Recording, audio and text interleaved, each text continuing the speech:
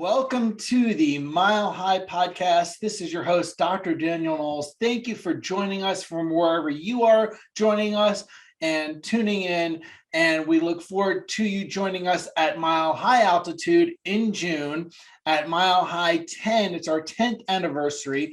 And today we are really excited to have a highlight for our guest on this podcast. And by the way, if you're not a subscriber, make sure you hit subscribe. So whether you're listening to this on iTunes or Stitcher or on YouTube or whatever way, you never miss any Mile High Tick. We're really grateful to have today from Adam Physics, Pam Arroway and Adam Evearitt. And they are an incredible resource relative to X-ray, radiology, physics, for especially chiropractors, whether you are in the Colorado and Front Range area or around the world. So we're going to help people have better information for talking to their patients and equipping their clinic relative to radiology.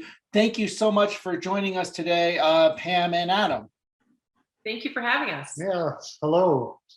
We're grateful to have you here. So first of all, tell us a little bit of how you found your way into the world of, well, yes, radiology and physics, but also chiropractic related to that. Well, it's a long story. I've been doing this for a long time. When I was originally an X-ray tech that trained in Denver, and went back to school and got my master's degree in radiological physics and got into radiation therapy. The first job I had in Longmont, Colorado, was a job where I had to inspect X-ray machines as part of my job. So those of you who don't know Colorado, the regulations, every X-ray machine in the state of Colorado is required to have an inspection. And for chiropractors, it's every year. Because of that certification I had to get for that hospital job, I went on a list that gets sent out every year when people are due for inspections. So about 15 to 20 years ago, I started getting calls from chiropractors about getting their X-ray machines inspected. And so that just snowballed over the years. The people I inspected had me back the next year. That went from 5 to 10 people I knew now to well over 100 chiropractors we serve in the Denver metro area. It was the thing that started our company. And now we do everything. We buy and sell equipment. We do radiation safety, shielding designs. We do the inspections, of course, and everything that's possibly associated with X-ray. But it all started with being on that list that the chiropractors call when the state tells them you get your inspection. Well, look at that. And what about you, Pam? Well, so I met Adam and I was in a job I wasn't super happy with in a completely different field. And we decided that I would start managing the business behind the scenes because it was kind of growing too much for him to do on the side. And so I started to do that, and we decided that we wanted to start doing repair and sales and installation. And it's really hard to hire somebody to do X-ray service. And so I decided to start doing it myself. So I went to some training and I started repairing X-ray machines myself. And since then we've hired more field service engineers, and I've trained them.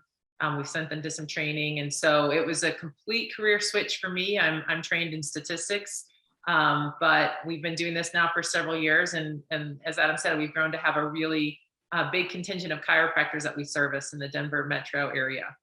Yeah, I know. And one of the things that we were so happy to have you as part of Mile High this year is you are known as the go-to in the Mile High state for radiology services relative to doing planning for your space, your floor plans, and radiation safety and state compliance and all of those things.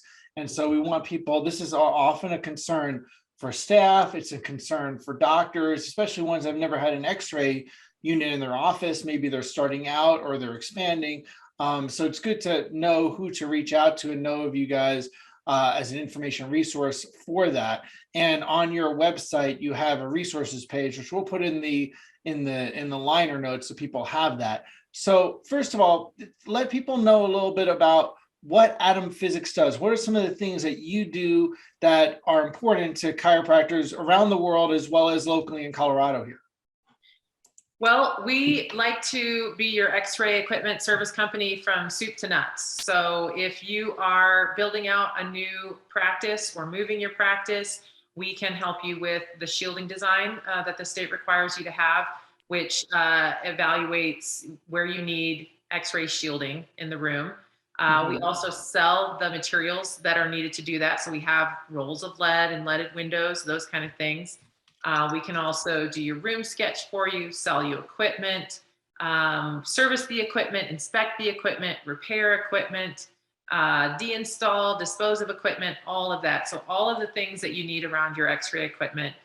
We can also talk to you about state compliance in Colorado as well as in other states. We do some service in other states as well. And so we're really trying to be your one-stop Xray resource for your Xray equipment. Excellent, excellent. And understand that this is a need for every chiropractor, both, in running their individual office and also their, having to be able to have appropriate communication with patients. And a lot of people don't know a lot relative to setting that up, especially when they open up an office originally, or when they expand, or they decide they want to go into getting an Xray machine. I didn't know about that. I know when I did, it was a whole new world that I did not learn about. And so we've used Xray in our office for years. So 10 or 15 years, but when I went into that first, I was so helpful. I was so grateful for the help. So then what is a medical physicist? So I'm a medical physicist. I'm certified by the American Board of Radiology, which is the board that also certifies radiologists and radiation oncologists. My degree is in radiological physics, which is a mouthful, but basically my life is medical radiation. So if I'm in a hospital setting, I'm overseeing basically all the radiation in the hospital, from the diagnostic imaging department and Xray, nuclear medicine, radiation therapy. I am at that level that I'm the expert. I'm the one that's in charge of it. So it's a lot of, radiation is tough because you can't see it, you can't feel it, you can't touch it, you can't taste it, you don't know where it is. And so my training is in not only how to detect radiation and measure it, but then how does it interact with the body? So radiobiology is a big part of what I do. I have a real keen interest in educating the public, answering questions, writing articles about radiation and how it interacts and what do we worry about, what do we not worry about. And so medical physicist is somebody that is involved with all sorts of medical radiation. Excellent, excellent. Got it. Now I got to ask you this, because this is the question that gets asked all the time. My staff struggles with this all the time is, well, I don't want to have X-rays. I don't want to take films. I'm concerned about radiation. Can you help people so their staff and so doctors can properly answer those questions? Like, well, I don't know if I want to take X-rays today at the chiropractor's office.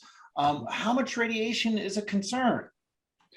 Well, the federal government has set some regulatory limits on what radiation workers are allowed to receive per year.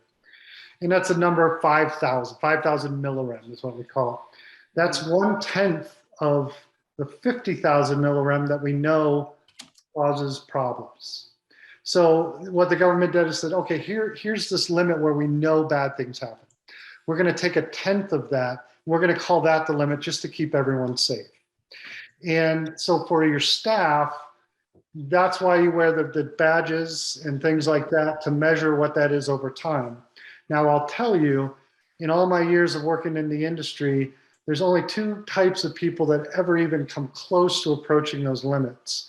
And those are cardiac cath doctors or interventional radiologists, basically people who work all day long in an X-ray suite, putting stents inside a patient where they have the X-ray coming up through the patient's body and they're being exposed to it. So as far as workers go, somebody stepping behind the lead wall to take a couple of X-rays a day, it's minuscule amounts of radiation. Okay. And one of the things we do when we set up the room is I do the calculations to show how much lead we put in the walls, where you need to stand, so that as you operate this machine day in and day out, you're safe. Mm-hmm. One analogy or maybe an example I like to give to people that you may not know is we get a lot more radiation living in Colorado at mile high than people that live at sea level. Okay. In fact, we as a population, you and me and everyone else here in the Denver area, get 4 chest X-rays worth of radiation more than people that live in San Diego or Chicago. Just living here. Just living here. Wow, that's interesting.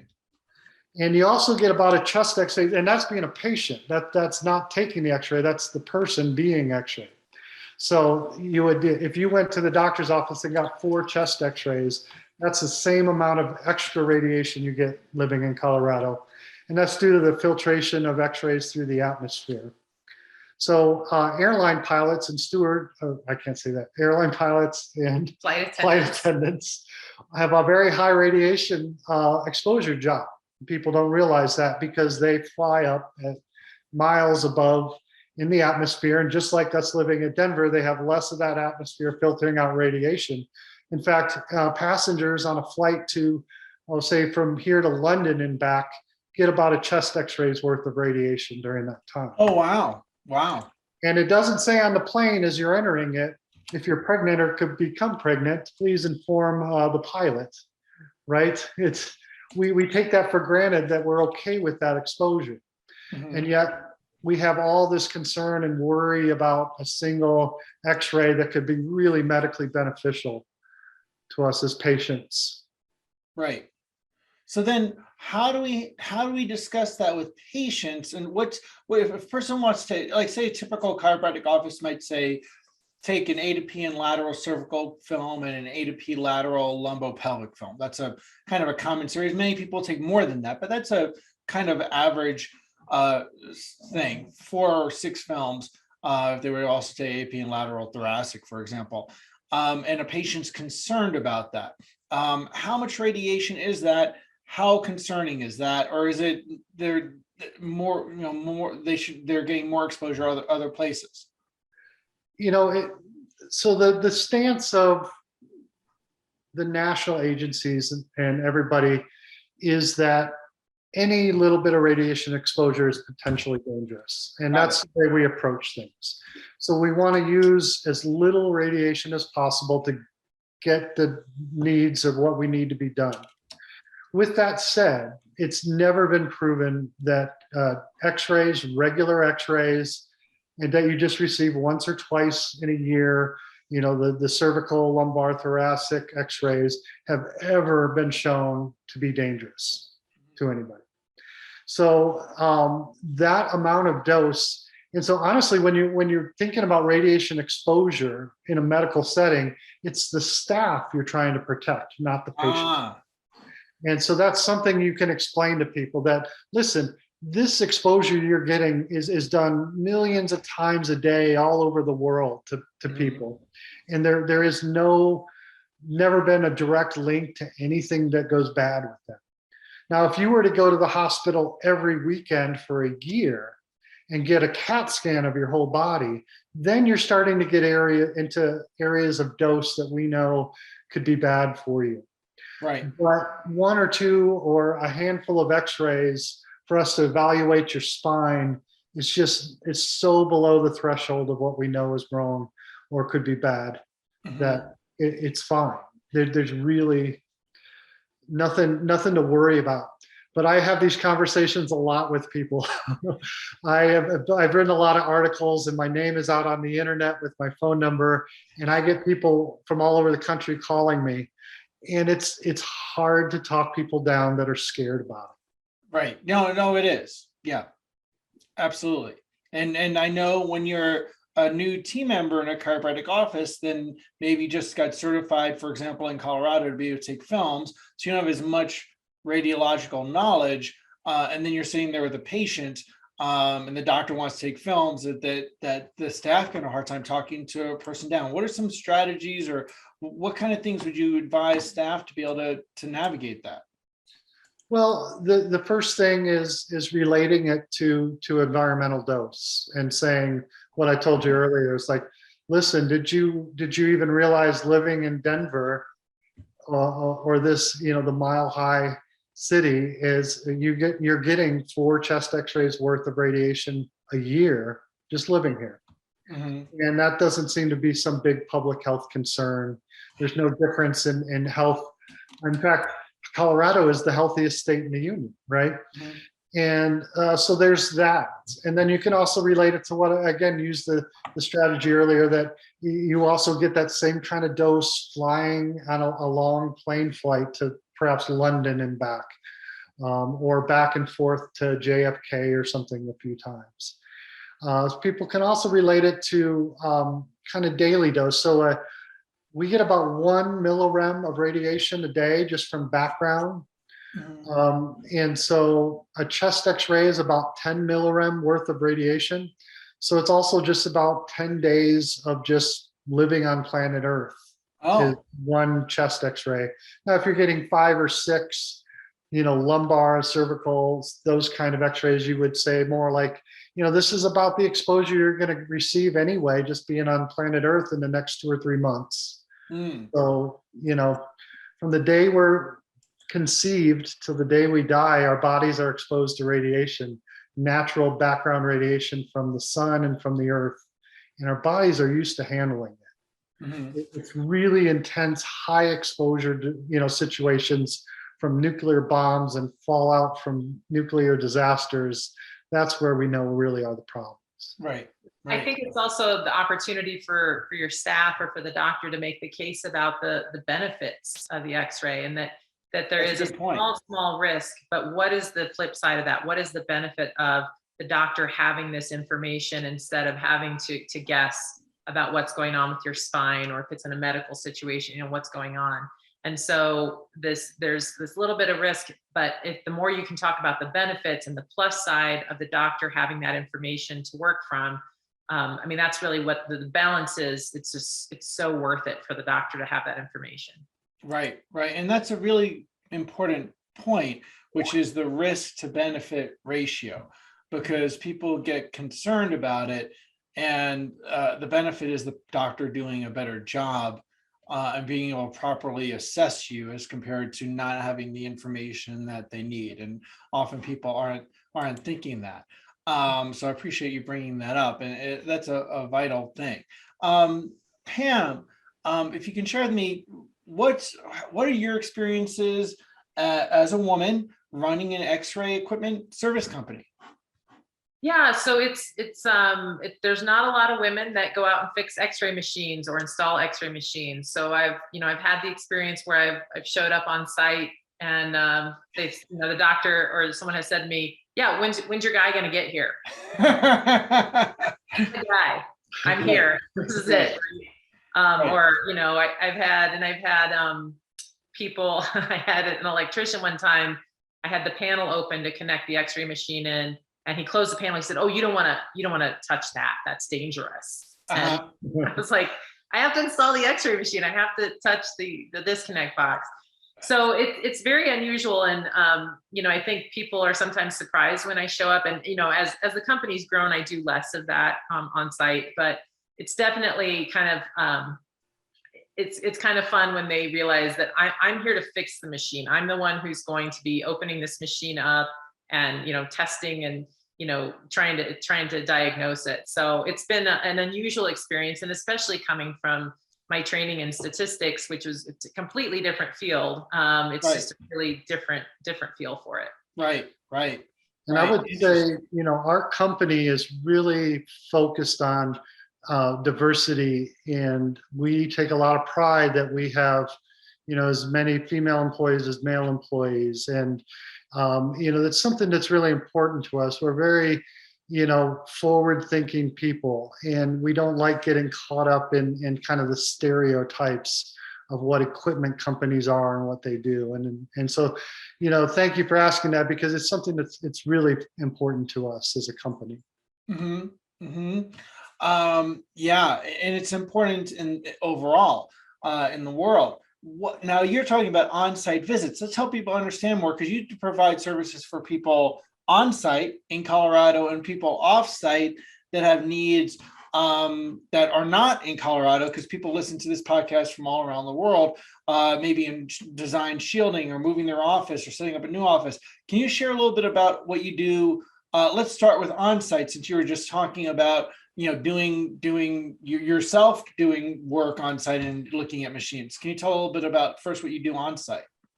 Yeah, so definitely, if you have an Xray machine, if you're having trouble with it, we can do repairs. Now, the cost for us to travel outside of Colorado to do a repair is typically prohibitive for a doctor. But if you're buying new equipment, let's say, you're going to pay somebody to come in and install that anyway. And so we do a lot of installations outside of Colorado. Somewhere we've sold the equipment and some not. We have other companies that hire us to do the install, because there are a lot of Xray companies that just do the sales and then they're done. And so we come in and do the install. We might hold a warranty on the equipment and offer service after the fact. Certainly, if we do an install and we hold the warranty, then even if you're out of state, then we're responsible, and we take responsibility for making sure you're up and running. The other thing that we do a lot for places outside of Colorado, and we do this also for our Colorado customers, is we do remote support. So if your issue is with your software, let's say for your DR system, then we can remotely log in and do a lot of troubleshooting and sometimes solve the problem remotely without having to come on site. And that results in, it's quicker for the doctor, because we can usually get to you quicker. It's less expensive for the doctor. And then, if we're not able to solve it remotely, we can still send somebody out. But like I said, oftentimes we can remotely troubleshoot and provide that way. Oh, that's huge. What are some of the other services you perform in terms of shielding and office design? Right. Yeah. So one of the things we've really grown into is shielding design. So most every state in the country requires some sort of shielding design to be done prior to installation of the Xray machine.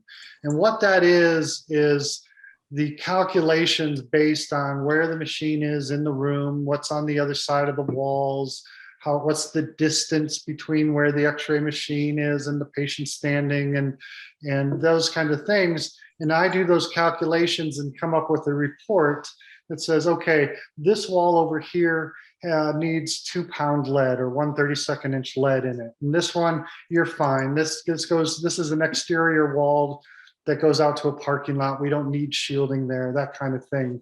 Almost every state in the union requires that be done by an expert. And I am registered in nearly all the states in the country. Last 2 years, each year I've done over 100 shielding designs. Wow. Across the country. So I spent a lot of time with that. And a majority of it is chiropractors, small medical offices, veterinarians, but chiros are a big part of that. So I have that down pat. I work hard with the companies and the doctors I'm working with to minimize the costs. I'm not going to just slap on, say, hey, you need all this shielding up there. We really, go over things and make sure it's appropriate for. So then it sounds like chiropractors are a big part of what both of you work with and Adam Physics work with overall. Oh yeah, by far it's our biggest section or section of clients that we have, our chiropractors. We specialize in chiros. Now you mentioned the resources, online resources. It's adamphysics.com /resources. And if you're driving, don't cause any subluxations. Don't try to write it down. We'll have it in the notes with the email and the blog with this. But what are some of the resources people can find online for you guys, with you all, for a resource for them? Well, we do have, especially since we're in Colorado, we do have some of the documents and forms for Colorado. So for example, if you have an Xray machine, you have to have your facility registered with the state of Colorado. That's an online form. If you are having an inspection done, whether it's by us or another company in Colorado, there's a list of kind of what to do ahead of time. What should you have ready for us? And we also then we have a blog with some information where we do things like sometimes Adam will write a commentary on a recent article about Xray in the news, chest X-rays for COVID, for example, or something that's sort of timely. We also talk about, some technical issues, like sometimes we'll get a question from chiros in particular, whether they should be shooting their cervical films at 72 inches instead of 40 inches, right? What's the advantage? What's the disadvantage? We have lots of docs that don't do it, and they seem to be doing all right. So, why would you do it? So information like that as well. So sometimes we'll take, questions that we get frequently and we'll turn those into a blog post as well. So yeah, we have a mix of Colorado state regulation stuff, some informational resources, and sometimes just, some interesting things related to Xray that we'll put on there as well. Okay. Wow, that's great. Now, if someone's considering an X-ray system, they've never had one.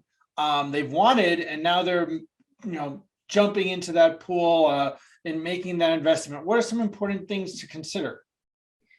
Well, I mean, one thing to consider is the physical space that you have available for an X-ray room. And one of the things that Adam does as part of the shielding design is often has a conversation with the doctor about the possible locations. They may say, well, I really want in this room, but I've also got this room available. What do you think? And we can talk to them about the advantages or disadvantages of using different rooms or shooting in a different direction within the room.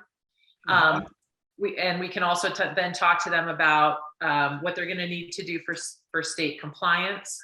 And then questions like this: do you want to be able to shoot cervicals at 72 inches? Or are you going to do everything at a fixed 40-inch distance? What do you want to be able to do with the images after the fact? Do you want to be able to annotate the images? Are you a chiropractor that uses special measurement techniques like NUCA doctors or Gonstead doctors? Because depending on that, you might want different software to process your images and be able to do those markups. Do you send your images out to a DAC bar for overreads, or do you want that ability to do that? Is that something you do all the time? So all of those things for us would fit into, having a conversation with the doctor to really be able to recommend for them not only which room and how it's going to be shielded, but in particular, what kind of equipment, what kind of detector system and software they're going to need.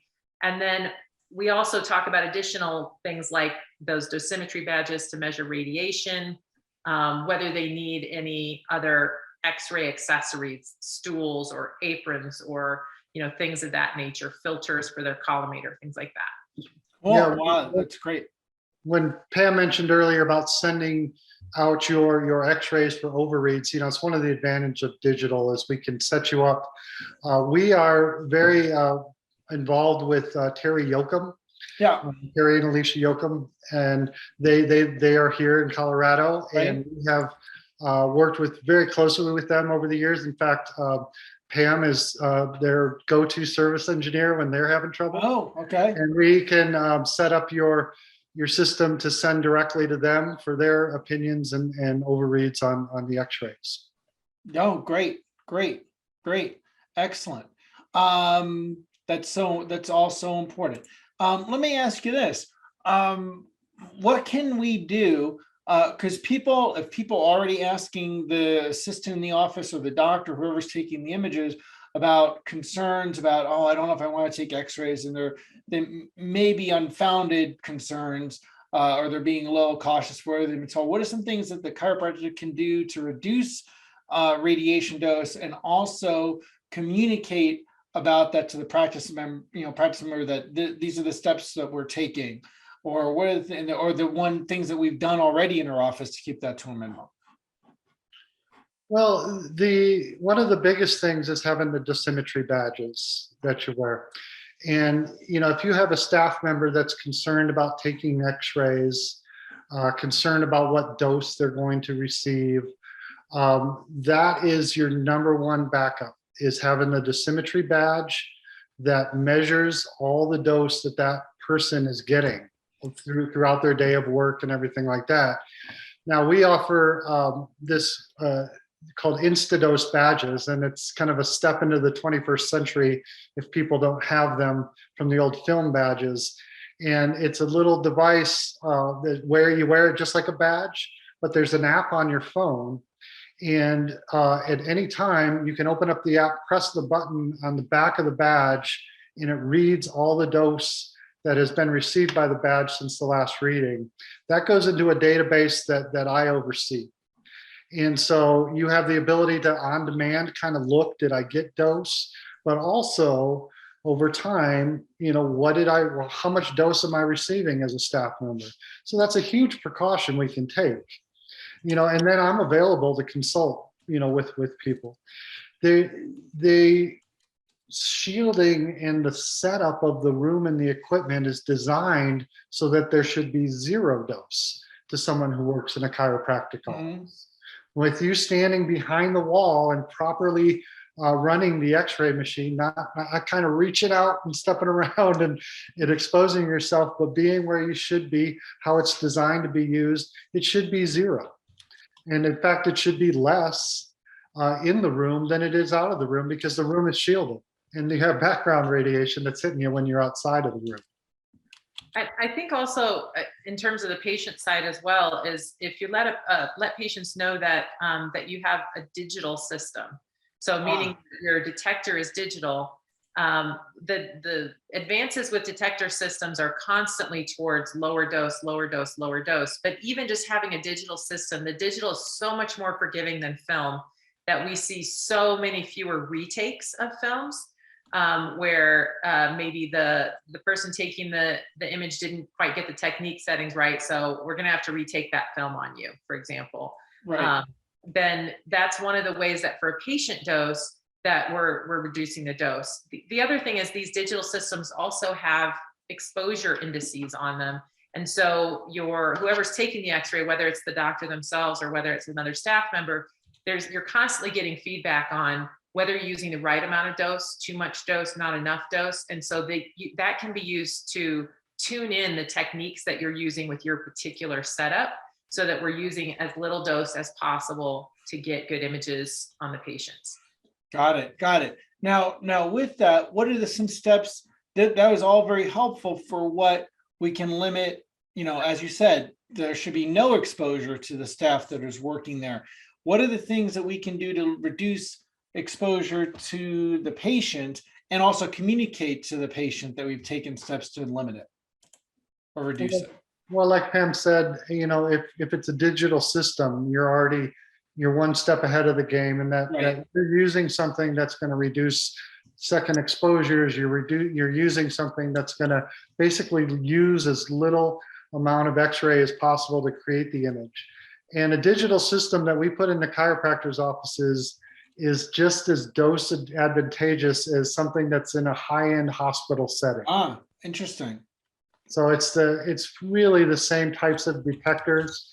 And again, you work with us and our expertise in programming your X-ray machine, so that when you pull up AP lumbar, on this size patient, you're getting the right amount of dose to that patient.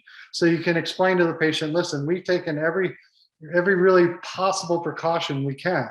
We have a good digital system. We work with atom physics, or have this machine regularly inspected by another, state inspections. We're up to date with compliance for everything. There's no other way to get an X-ray that's going to be lower dose than what we're doing right here.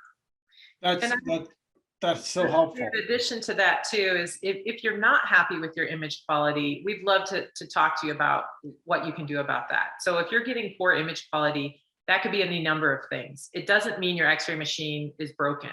It could be that you need to adjust your technique settings. It may be that your DR system needs to be calibrated.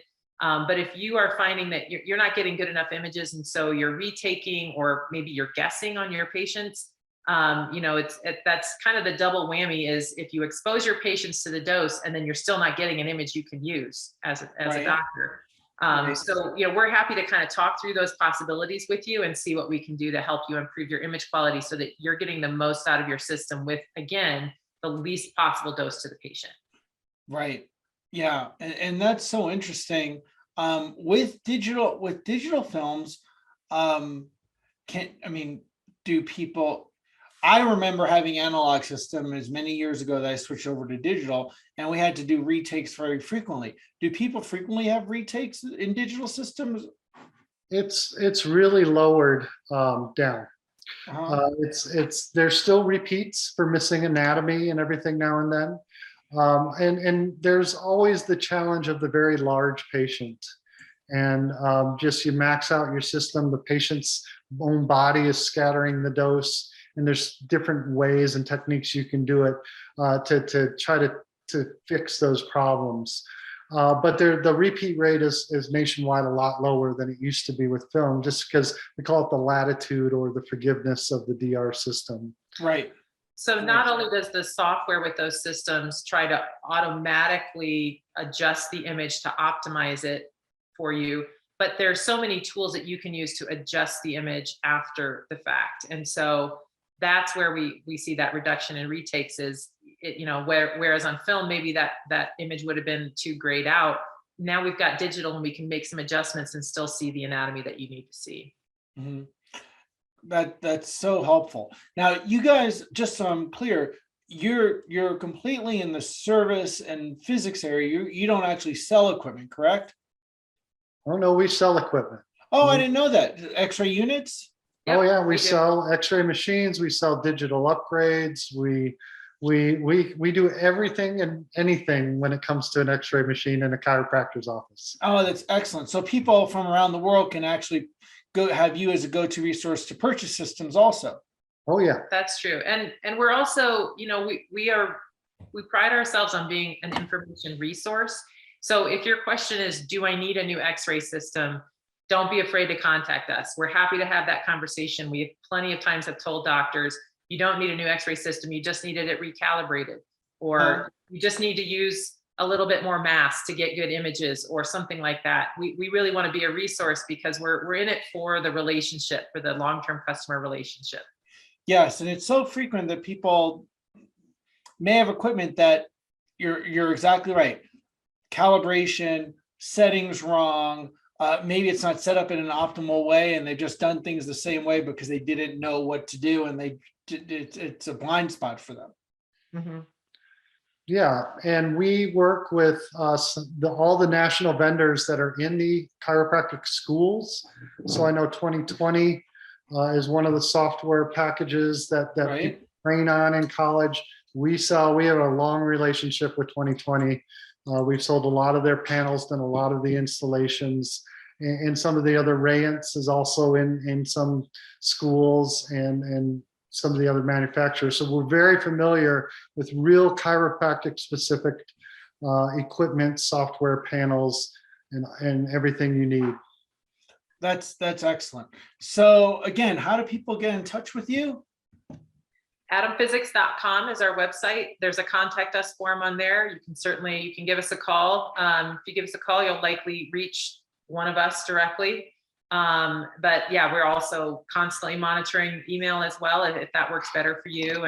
And then, we really like to be able to talk to customers and really find out what's going to suit their needs, not just quote you for the cheapest thing we've got available for right now, but what do you really need for your practice? Excellent. And that's really easy to remember. Adam Physics, it's pretty easy. That's how we came up with the name years ago. My name's Adam, and it's Adam Physics, but it's ATOM, like the atom we're all made of. Right. Now, are there any big changes in the Xray field that are important, particularly relative to chiropractors? The big change in the last decade, of course, has been the change from film to digital. And we've helped a lot of people make that change, make that crossover, and people are just so ecstatic with the image quality and what they're getting beyond that. A lot of people have done that already, but if you haven't, that's one big change. One of the other things, and I don't know if we have the time to get into it right now, but one of the really strange changes lately is that the recommendation now from the national organizations is not to use patient-specific shielding. Oh, really? That's interesting. And what that means is that's the lead aprons that would go around your waist or Right. something like that, the patient's waist. And the reason for that is it's so hard to make that adjustment mentally. But the Yeah, that reason seems odd is to me. that the X-ray machine itself, the tubes, the actual hardware that makes the X-rays has very, very little leakage radiation. So in fact, that's overseen by the FDA. That's why those X-ray tubes are so heavy and mounted on those stands, as they're just, surrounded with lead, and there's not any X-ray getting outside of the X-ray tube. So then you have the beam of X-ray that goes and hits the patient. The part of X-ray that gets through the patient to the detector is what makes the image. The rest of what bounces off your bones, and why bones are white and not exposed black on the other side, because the X-ray is hitting it, bouncing off, that's called patient scatter. And so that's where the dose to patients come from, is the internal scatter that their own body is doing. Oh, that's so interesting. And if you think about it, if you wrap yourself in lead, how is that radiation then getting out? It's going to scatter down, hit the lead, and go back into you. So because of that, wearing lead actually slightly increases your dose to areas that you're not X-raying. Wow. The other reason is that it can also lead to repeat X-rays. So if you happen to put a piece of lead around a patient because they want it, or you're told to do that, you take the X-ray and you look, oh, the lead is covering what I needed to see. Let me go in and shimmy it down a little bit and retake the X-ray. Or if you use automatic exposure controls and that lead happens to be over the AEC, and that makes the X-ray machine itself ramp up in dose because it's trying to get through that lead. So there's a couple of ways that actually using patient lead leads to overexposure or more exposure to the patient. And so the national boards have, physicists and doctors study this for years and have made the switch now to say that that is not what we should be doing. Wow, that's very interesting. I So have that a means blog about not only the lead, but what about the individual, oh, you're going to put things on male and female specific areas? right, same thing. What you're covering up, you're actually helping to reflect back into. Wow. And, either way, the dose isn't a lot for the patient. It's not much. And so what I recommend is, if you have a really anxious patient that doesn't want to get the X-rays, and for sure won't get them if you don't give them some lead, then go ahead and give them the lead. The anxiety, the risk versus benefit of getting the images is more important.